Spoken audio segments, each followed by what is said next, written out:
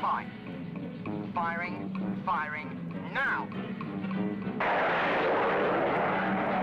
Playing it from a different angle as it slammed into the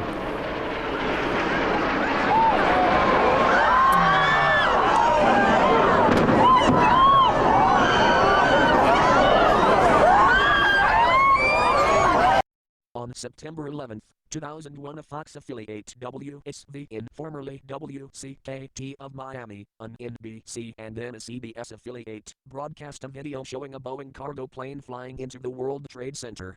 A targeting navigation pod was attached to the bottom of the plane.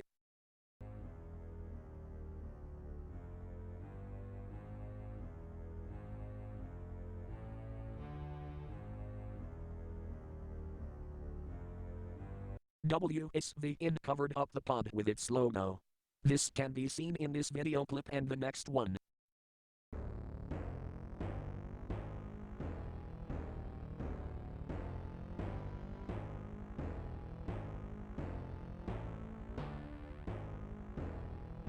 Of the devastation. No doubt it is catastrophic.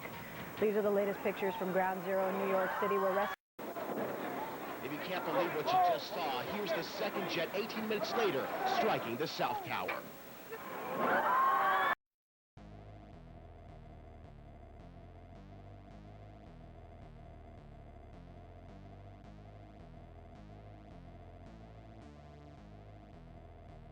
This, of course, means that the so-called war on terror is a fraud.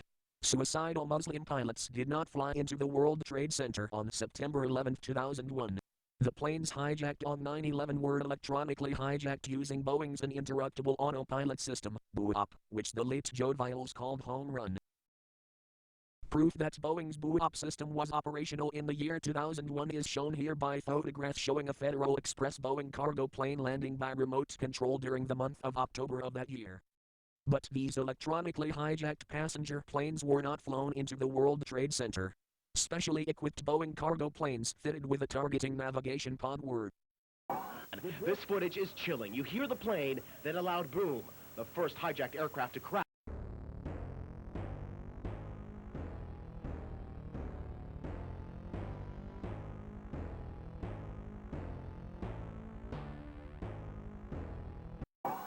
This footage is chilling. You hear the plane, then a loud boom.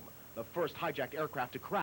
It is likely that the so-called suicide Muslim pilot downing of Boeing EgyptAir Flight 990 on Halloween Day, October 31, 1999 used the same BOAP technology which took control of the planes of 9/11 and downed the Boeing airliner flights MH370 and MH17.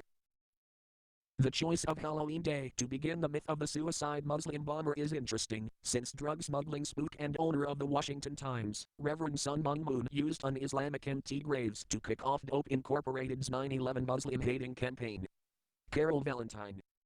November 10, 2001. The Washington Times has faked two photos in its coverage of the war on Islam. One actor was used twice, first cast as an enemy of America, then 9 days later, as a friend of America. This sham illustrates the contrived nature of the war on Islam. It indicates that those who run the press in America are those who designed this war. Meet the face of hate. On October 20th, first, the Washington Times ran an 8x 6-inch color photo above the fold on the front page. The caption under the photo reads, "Face of hate, a Muslim man looks up at the stage as he prays at an anti-America rally in Peshawar, Pakistan." Here is a close-up of the hater. The credit under the photo reads, "Photo by Gerald Herbert." The Washington Times. Meet a friend or relative of the late U.S. ally, Abdul Haq. On October 29, the Washington Times featured another photograph, again credited to Gerald Herbert, this one measuring 8 by 5 inches. It also appeared above the fold on page 1.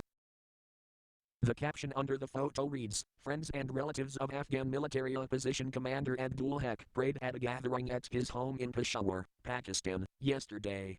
The legendary Mujahideen leader was captured and executed by the Taliban in southern Afghanistan Friday, while he was on a mission seeking defectors. Now look at a close-up of the man on the extreme left of the photo. Compare the face with the face of the October 20th hater. The hater and the friend relative of the late Abdul Haq are one and the same. The October 29th friend of America wears an innocent expression, but the October 20th hater scowls like a jack-o'-lantern. The hater's eyebrows have been crudely filled in to form a monobrow, and his black beard line is high on his face, accentuating his sinister look. Theater makeup 101. Now look at the other mourners in the October 29th photo. Note the strange facial expressions and hand gestures. Someone at the Washington Times must have remembered seeing the real T. Graves on WCKT broadcasting from Miami, Florida, when he was a kid. WCKT changed its name to WSVN when Michael Milken's junk bond rating owner of the Fox network Rupert Murdoch acquired it.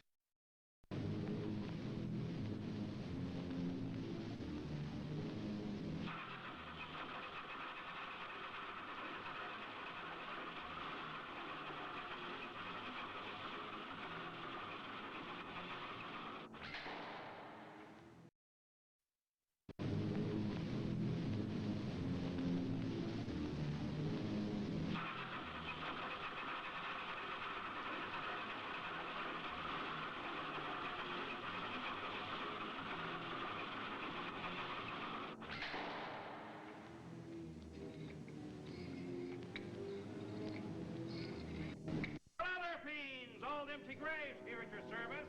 Ha ha ha! The warden gave me this huge yo-yo to play with. He said you've got to do something constructive, and so that's what I'm doing. So hello to all you fiends, all you dungeon inmates who happen to be incarcerated in hospitals and in prisons and in your own little homes. We're all in dungeons of sorts, aren't we? That's what they say. But always the warden got a great home movie in store for us. Revenge of the Creature, or something like that.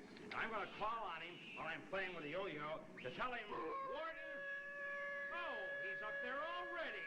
But he's going to run a commercial first. See if you can stand it.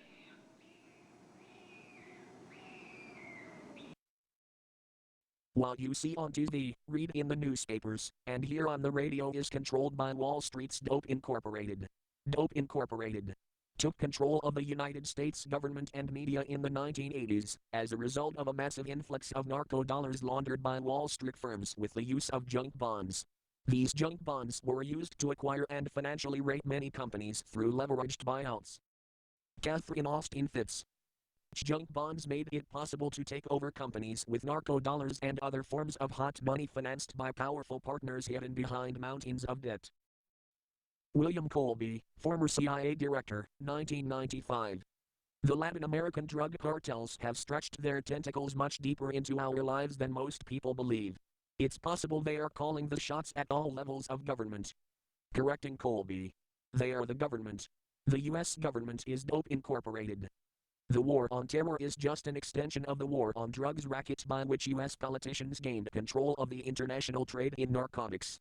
With the fall of the Soviet Union, U.S. Dope Incorporated could no longer use the communist gimmick to continue their trillion-dollar narcotics racket.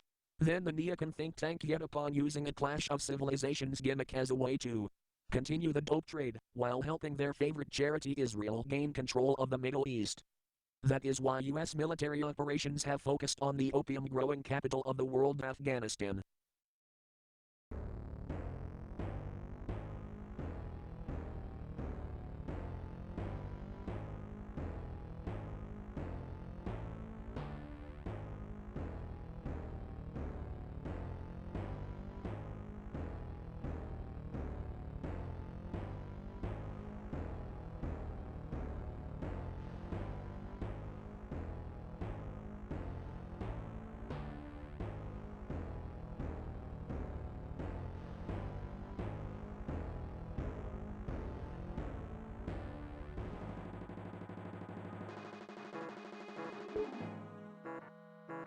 Playing it from a different angle as it slammed into the